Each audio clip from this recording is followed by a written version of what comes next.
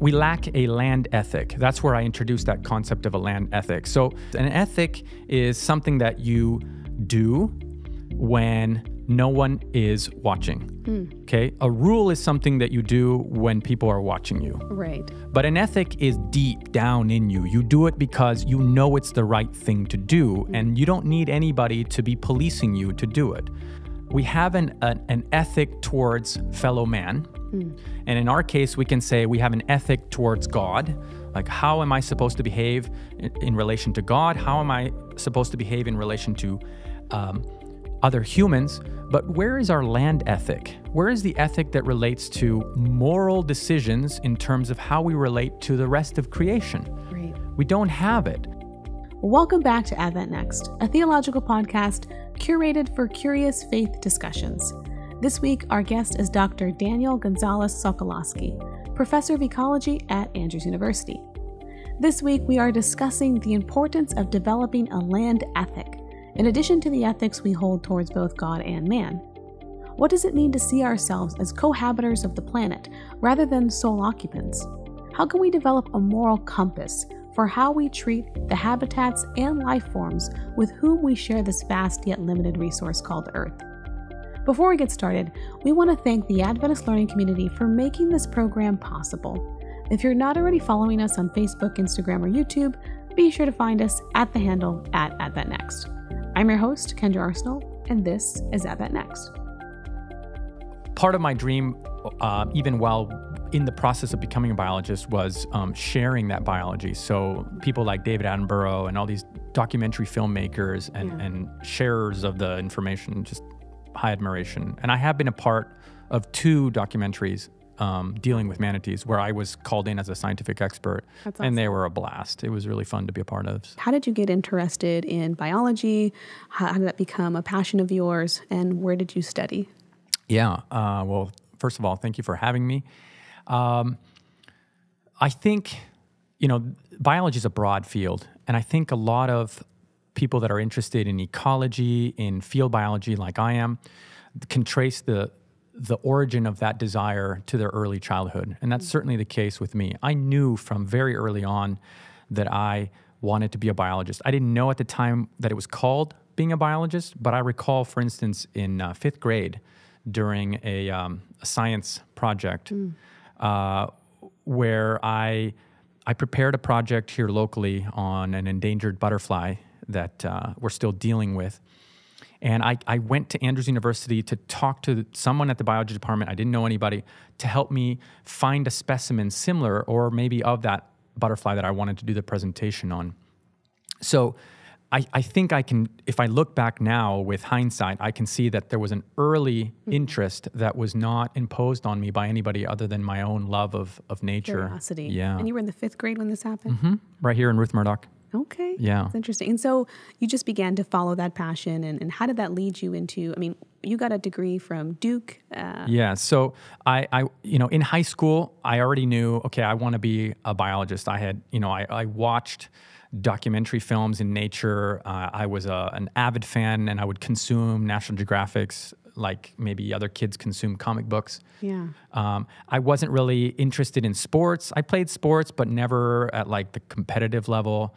And so I knew I was heading that direction. And most everybody in the church that is science-minded automatically assumes or is pointed towards the medical field. And I went to high school in Montemorelos in Mexico. Okay. And there's a medical school there. So the vast majority of my classmates that were science oriented went to medical school. Interesting. And I took the route of, no, I want to be a biologist. And I came to Andrews with that. How did you make that internal decision, though? Because I'm sure there was a lot of pressure, right, exteriorly to kind of... Well, I credit my parents. Every family is different, and certainly different ethnic groups have different pressure on their kids.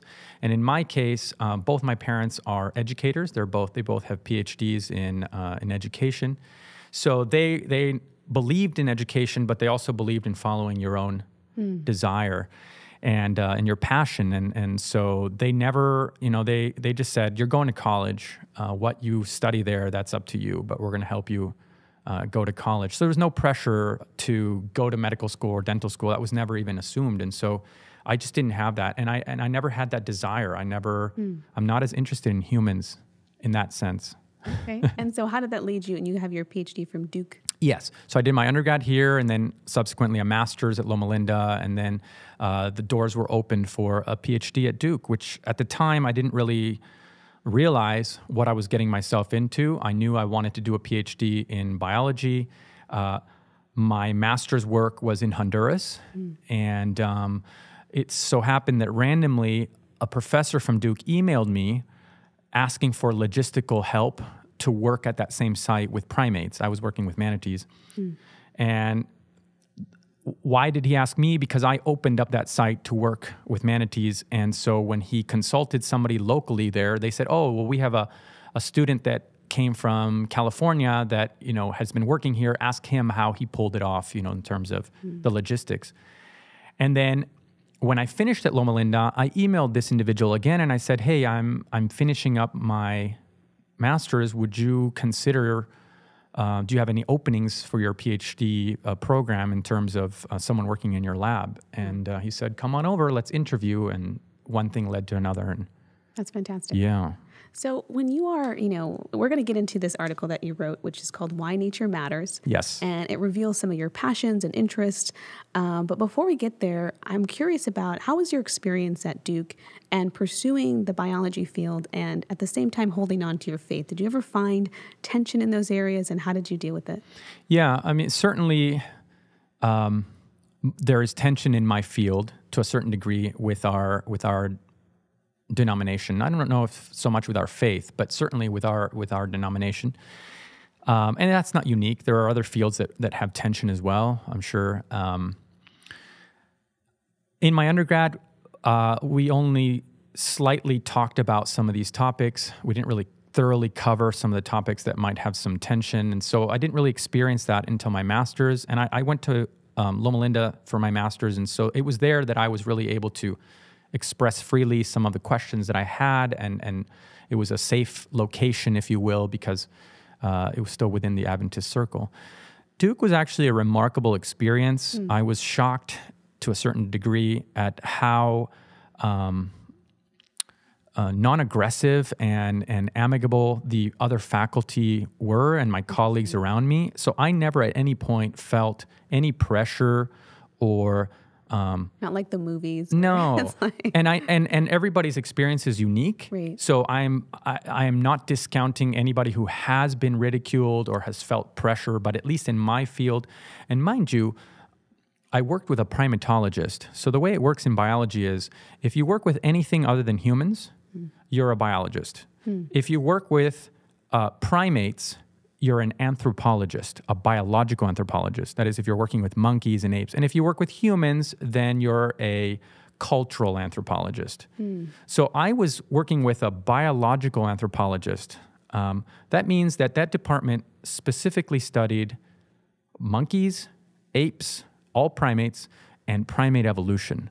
So that would be the department that you would think would be the absolute most controversial and contentious with someone that believes in creation. And that wasn't the case. That wasn't the experience I had. That's awesome. That's super awesome. So tell me a little bit about this article, because you have, this is a passion project of yours in which, there is some apathy within the church regarding their responsibility for stewardship of the planet. So introduce us into this and kind of where this came about. Yeah, so the article is titled Why Nature Matters, and it is an article directly written to educators at all levels. And the secondary title is Seventh-day Adventism or Seventh-day Adventist Education in the Anthropocene, the Anthropocene being the proposed period that we're in now, where we are having a sizable impact on the planet. So the purpose of the article is to bring awareness to our educators to the plight of the planet, where we are right now, biologically speaking, and in a way that is relevant today, right? What does it mean to be an Adventist in 2020? Right. That's the purpose of the paper. Right. And I went to a presentation you gave, and you showed an interesting graph, and maybe you can talk a little bit about that, about the more Bible-believing you are, the less you're... Yeah, so there isn't a whole lot of study that has been done, at least that I'm aware of, looking at relationships between religious belief, or in this case, a Christian belief, and environmental appreciation or the regard for the environment. Right. And this particular relationship, it was a graph that showed a nice linear relationship that was extracted from two questions from a Pew survey, a religious survey of like 30,000 people of all religious backgrounds, including atheists. It was two questions. One question was relating to which do you think better explains the origin of life or the diversity of life, evolutionary theory versus creation. And do you think that environmental regulations overall are good, like are beneficial, or are overall bad? Negative, right? Yeah. And so the relationship was that those that tended to think that environmental regulations were bad also had a high score for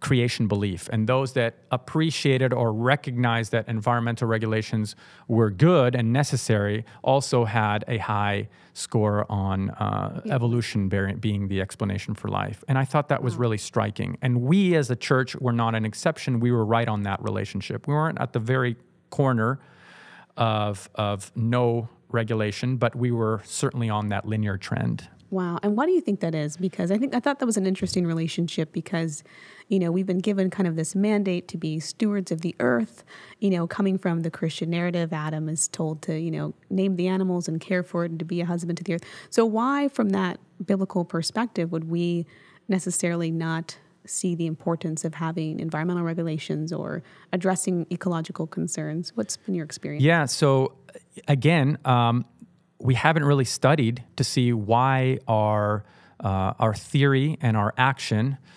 don't match. And so I can speculate, and I do in the article. I give two reasons why I think that might be the case. I don't think that it's a malignant reason. I don't think that we do it because we're trying to purposely destroy the earth. I think that there are byproducts, there are consequences of certain philosophical views that we hold. But the short answer is I'm not sure. I don't know why there's that disconnect, but the phenomena is real. What are some of the two kind of speculations that you talk about in your article? Yeah, so I think in the article I articulate that one of them is perhaps a negative byproduct of our apocalyptic belief. This notion that that the end is near, that God is coming soon,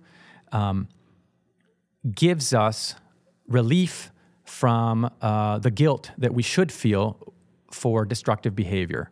So think of it as sort of the ultimate cop-out. I don't have to worry about the state of the planet because God is coming soon. Everything's going to be recreated. Everything's going to be redone. So why would I spend time, energy, money to preserve, to protect things, to restore things, if in the end that's all going to be done away with? I've actually heard people say this. Yeah, and it's commonly used. I've heard this my whole life. In fact, some people have told me, "Why are you squandering the talents that God has given you?" Protecting manatees, like it's a candid way of saying who cares. And what that is it's a deep lack of understanding of how nature works and what it even means to be human. Wow. Yeah. It's interesting because I've heard it said, and it's like, well, why do you take a shower every day if you're just going to get dirty again? Like why keep up with certain hygiene practices? I think the logic of that breaks down. Yeah, the logic is certainly flawed. In our church, we have two, I would say, pillars that arose early on in our foundation, right? The emphasis on education is very strong. And we think of it now and it's sort of obvious or, we don't even question it. But we could have gone in different directions. Not all Christian denominations emphasize education. In fact, some shy away from it. They see it as a danger. But not ours. We value education. I think the average Adventist has a higher level of education than, say, the average Adventist because we put emphasis in that. The first thing we build is a school, right? The second thing we build is a hospital. So we really emphasize human health. We don't care so much about the health of the planet or the health of animals, but human health, we're really good. We have top-notch hospitals. We push medicine. We place our doctors in a pedestal. They are the supreme, sort of right next to our clergy, and rightfully so in certain respects, right? I mean, doctors are very, very important. I'm not trying to demean that at all. But you could use the same logic and say, hey, the end is near. I'm getting a whole new body. I'm not taking this one with me when God comes. The Bible says ashes to ashes. So what is the big deal? Who cares what I put into it? But we have this strong concept of the temple of the Lord.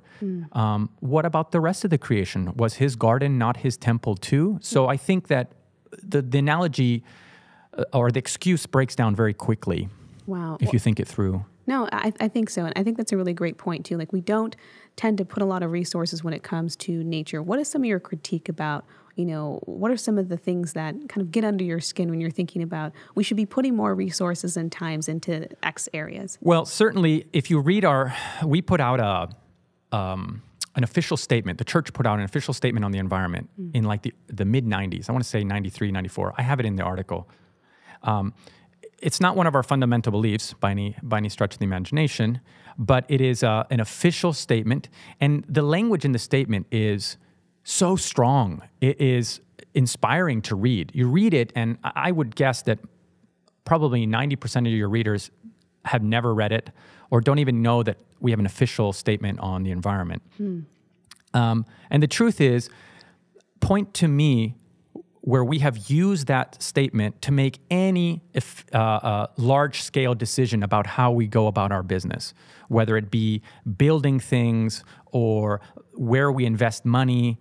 I don't see, it doesn't translate into the rest of our ethos. So we have the verbiage, the language is there, but it doesn't translate into action. So where along that process between what we profess and what we do, does it get lost? I'm not sure.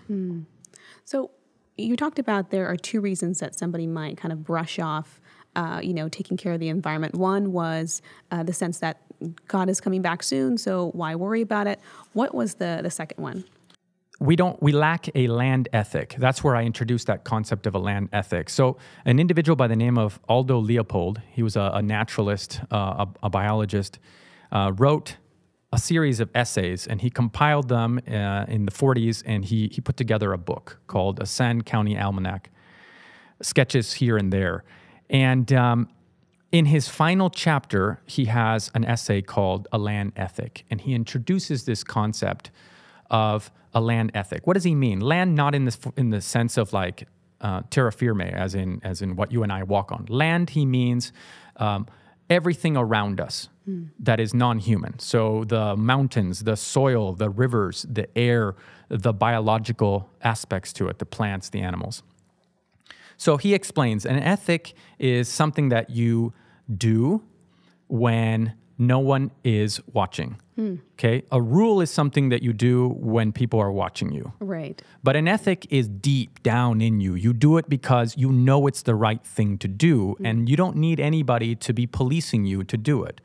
So the 10 Commandments, for instance, are rules, right? It's instruction that God has given us, but I would argue that the golden rule, when Jesus says, do unto others what you would have them do unto you, that is an ethic. If you follow that ethic, you will follow all of the rules of the 10 Commandments, right? You're not going to covet someone's wife. You're not going to steal. You certainly won't murder, because you're following the ethic of the golden rule. Yeah. Well, he's saying we have an ethic towards fellow man. And in our case, we can say we have an ethic towards God. Like, how am I supposed to behave in relation to God? How am I supposed to behave in relation to other humans? But where is our land ethic? Where is the ethic that relates to moral decisions in terms of how we relate to the rest of creation? Right. We don't have it. So what is the analogy here? If I go and I steal from my neighbor, not only is that against the law Right. Of the land, but there's also a moral component there that it was wrong. There's plenty of things I can do to my neighbor that are legal, but we would say they're unethical, right? They're morally wrong. I shouldn't do it. But if in my own land, as an Adventist, I pour mercury in a river, or I cut down all my trees. What's the problem? What have I violated? I haven't violated any ethic towards God, certainly no ethic towards to my neighbor. I mean, not directly anyway. And that's the issue, right? That we have the ability to make these decisions without any conscious or conscientious effort to see how that would affect the rest of the land. That's the argument. It's so interesting, too, because I feel like it all plays into each other, right? So we might not have a good land ethic, but in the end, that's going to bite us in the butt, right? Like humanity is going to suffer. We see that with the loss of bees or the pollution of our oceans and how that's doing to the fishing industry. So the argument I make in this paper of why nature matters is almost entirely selfish. You could easily make the argument that outside of an ethic, just for self-preservation, there's an argument to be made about doing the right thing environmentally. We are literally auto-destructing. Wow. Yeah. So basically, our lack of care for the environment is actually going to put us in peril. Yeah, unfortunately, though, it affects humans disproportionately. So those of us in privilege, in the first world, etc., we won't feel the effect in magnitude or in the temporal scale the way that people that are less fortunate. So if you think about the 7.7 billion people on this planet right now, very few of them can live the lifestyle that you and I live. And we don't see that. We're blind to that, right? And as we're seeing now the effects of climate change become a reality, and we've been measuring this for a while now, so it's no longer talking about what will happen, it's more of what is happening. Yeah. The ones that are feeling it the most and will continue to feel it are those that don't have the access to the things that we do, so the poorer individuals of this planet. And I think that's where the moral compass comes in, right? It's not just what I eat, what I wear, what do I consume, how does that affect me? It's how does it affect everybody? And I would even extend it to saying the land ethic, how does it affect the rest of nature, right? I was just kind of watching a video where they were talking about the effects of, pollution and the rise in climate change, and basically how sea level rise, probably the sea level rise, the coral is dying, the correlation between the flooding in East Africa and the wildfires in Australia, and how there's a certain part of the world by the equator that's going to be most affected drastically by the shifts in climate. And I think you're making a great point. Like, we have to care about the land, even if it's just for the selfish reason of the preservation of humanity in that sense. Yeah. Sometimes it's daunting because the more you know, the more you realize it really is a crisis. And oftentimes I'll have students that will walk away from my talks quite depressed because I don't necessarily offer all the answers. And a lot of the answers are difficult, right? Yeah. These aren't easy. These are global problems. Having said that, we have to face these things head on. We can't keep ignoring or pretending. It's troubling to me that there's a large section of U.S. Inhabitants that completely deny the reality of some of these things, that will, for political reasons, completely deny the reality of climate change. And it's interesting that in the business world, they don't care so much about the political leanings one way or the other. They care about their own business. And so companies that are into transportation they model and they are on the forefront of what climate change is doing because it affects their bottom dollar. Yeah, and it's interesting because we have this sense that we don't want to regulate big corporations, but they're the ones who stand the most to gain by disregarding some of these laws. Yeah, and I make that argument in the paper. A lot of emphasis is put on personal behavior. And you have these companies, these global conglomerates that are saying, do the right thing, recycle, reuse, etc. And personal decisions are good, and they can only take us so far, though. The major contributors to greenhouse gases are corporations. The major contributors to consumption of resources and pollution, especially, are corporations. And there's no way you and I as individuals can regulate corporations. So that's where we use our collective bargaining power. And at least if you live in a democracy, you vote and you put people in power that share those priorities. Time and time again, we've seen that as lofty as the mission statement is of for-profit institutions, they will not police themselves. So we have to have common sense regulations. What do you do with, like, I can be overwhelmed sometimes when I hear about the largeness of the problem, and it seems like, how do we get everyone on board? Is there any way to reverse this? When it comes down even to the things that we buy, where was my clothes made in a sweatshop somewhere in China? Am I contributing to slave labor? What about, the fossil fuels that I have to use to drive to work? Like, how do you cope with kind of the sense of, like, you're part of this machine? Yeah. So this is a common problem, right? And I see that my students will take one of two reactions. Either they go extreme in one direction and they become what I call environmental snobs, people you can't handle around you because they're constantly guilt-tripping you on everything that you do. Or they put their head in the sand and just say, well, you know what? There's nothing that can be done. The momentum of the train is too strong. At this point, I just need to enjoy my life. There are other things I need to worry about. And then they basically tap out, right?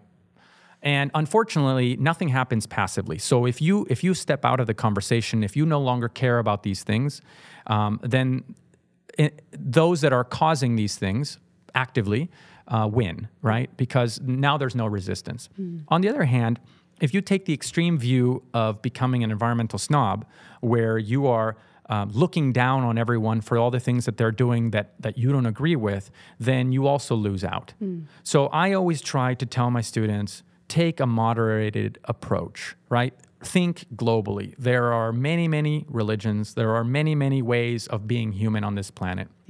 If you're just going to prescribe vegetarianism with an iron hammer, I have news for you. It's not going to happen. So take the victories where you have them. If there's a company that does 2% of something that you agree with, then harness that 2%, celebrate that 2%. Don't focus on the 98 that you disagree with, or we're never going to get anywhere. Because the truth is, we have differing priorities. So I would say, do what you can according to your own conscience as an individual, and recognize that every amount is valued and positive. Don't get into that vicious vortex of I can do more, I can do more, I can do more, because it can lead to some pretty frustrating situations. Yeah, and I think that's such a great point. How do we be kind to ourselves in the process, because it's going to be a long process, it's a long journey. Yes. And I find the importance in my own life just to be an educated consumer. Like, you're going to probably pay more for some things, but how do you buy that fair trade chocolate instead of buying something that somebody didn't get paid the right wages for? How do you, buy clothing from companies that have good ethical practices, or just kind of making slow decisions? And people sometimes don't realize the power that they have with their money. Right. And especially, so again, speaking from a place of privilege, right? Here we are in the first world. We have that option of being able to buy different kinds of chocolates or any kind of product that we're buying. We also live in a society that we trust gives us labels that are accurate, right? But so again, that's dividing between what we can personally do on our own, and then there are things that are above our pay grade that we can only tackle if we work together as a community, as a state, as a nation to enact things that police or that provide venues for making better decisions. For instance, it is not random that the United States is an automobile country, right? If you try living without a vehicle, it's not easy unless you live in like a big inner city area where there's some level of public transport. Yeah. Contrast this with first world countries in Europe that have 4 or 5 different independent public transportation modes, right? I was just in Barcelona at the World Marine Mammal meetings with 5 students. They were all presenting. And I was amazed at how many unique ways we had to get around the city, right? There's like an above ground tram, like a train. There's the metro system, which is all subterranean. There's buses. There's Ubers, taxis. They even have the little renter or scooter or bikes that you can kind of check off in one place and drop off in another. Lots of independent, clean, viable ways that you can get around without using your personal vehicle.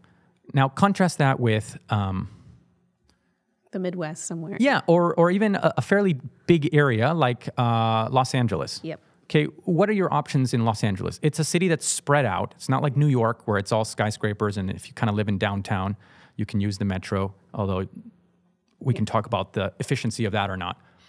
Just as an example, when I was in Southern California, I lived in Loma Linda. At the time, my girlfriend lived in Loma Linda, my now wife, and she was taking classes. She was at a university in Riverside, 20 minutes by car, less than 20 miles away. She looked into using the public transportation, which the only option there is a bus system. 4 hours is what the bus would have taken between all the stops and the connections that you have to make. It's just not viable. How would you make it to your 8:30 class? Right? Yeah. So this is the example that I'm trying to give. If you want to take the option of not using your vehicle, but you live in one of these scenarios, you don't have that option unless you enact people that set up an infrastructure that then can be utilized as an option. Right. LA is not a place to drive a bike either. So. No. Berrien Springs is not a place to drive a bike. That's true. I have a neighbor that doesn't have a vehicle, and I cringe every time I see him walking along the road. Yeah. Particularly the bridge there over Lemon Creek. Yeah. There's no curve. It's not designed for pedestrians. Right. Especially now in winter when cars can slip and slide. Yikes.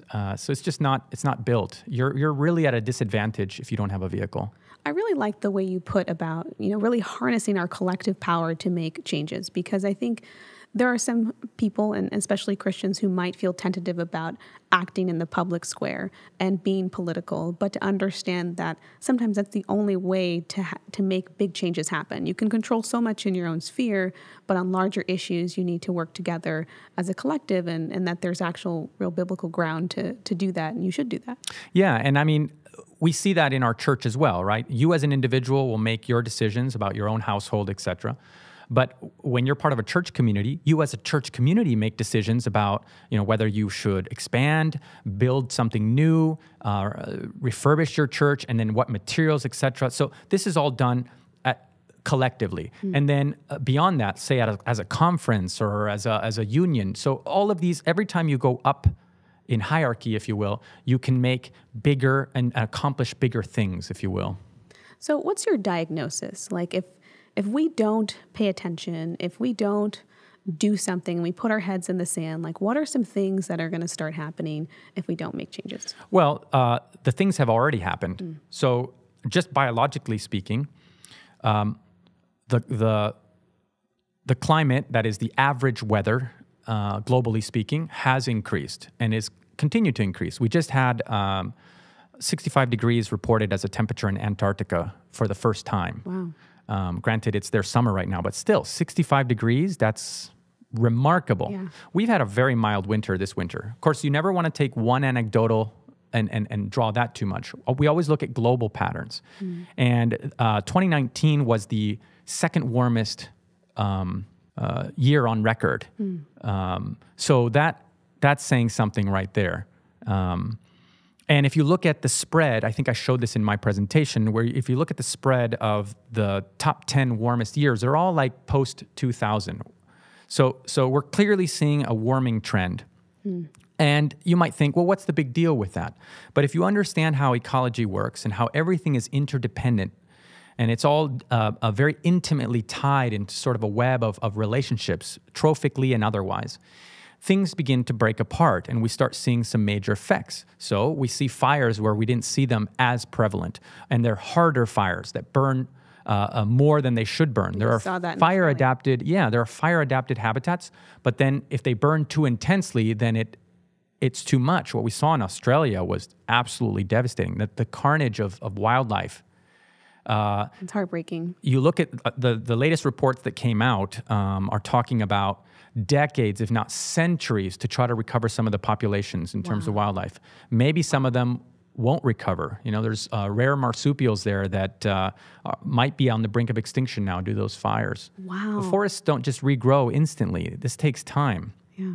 So, that's devastating. We're seeing floods. We're seeing natural disasters, if you will, which are nothing new, but we're seeing them in locations and at frequencies that the models told us that this would happen. And so that's an effect. We're seeing range shifts. So the range is where a species is found.